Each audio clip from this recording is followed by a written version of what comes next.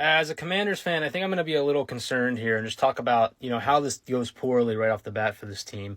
Not a great showing in the first preseason game. They sat 30 players, so who really cares? Preseason isn't predictive of anything, but more of a problematic thing from this is maybe the lack of discipline they showed in this game. Just a lot of bad tackling, 15 penalties. The game was over almost immediately.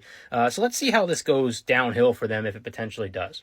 So week one, I've kind of already thought this for a while. You don't want to play against bad teams week one. Week one is a really kind of high variance week in the NFL where teams have not fully fleshed out what they're doing. Preseason's shorter now. They don't have as many practices in August. So, you see teams like the Bengals come out flat a lot of the time. Washington is taking on a Giants team at home that is not maybe good, but I think they are feisty. I think they're probably like a 7 or 8 win team. And they have a defensive line, specifically Abdul Carter, Dexter Lawrence, Brian Burns, and probably Kayvon Thibodeau and some of the other depth that I think almost certainly will be very good this year. It's going to be a test for any team, even the good ones, to deal with, and will steal some games for them. So in the case of Washington, it's not a game that you easily walk away with at home. Even so, it's an NFC East game. They're 6.5-point favorites. I would easily be betting the Giants right now. Even if you think that Washington's going to win, I don't think it's going to end up being a blowout. I think that the Giants give them a good game. That pass rush against Washington's new O-line should be fun to watch.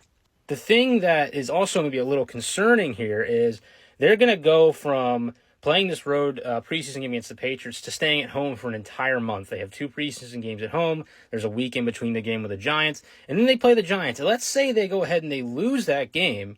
They got a quick turnaround for the first time they're away from home in a month at Green Bay on Thursday Night Football. Can't complain about the schedule. That's not a thing that you're allowed to do. Sorry. It's just, every team deals with it. Washington's schedule was more difficult this year than it was last year, and that's probably why they were able to win 12 games last year. But they do need to kind of show a little bit more for me, I think, in terms of the discipline preseason-wise. Their depth needs to look a little better going forwards for me to feel confident about the opening of the season. And another thing to this, though, is starting 0-2, it's not the end of any team's season. I think the early part of the season is one of the most overrated portions of it. The Eagles started 2-2 last year, didn't lose a game all year except for the Washington game when their quarterback got hurt, right?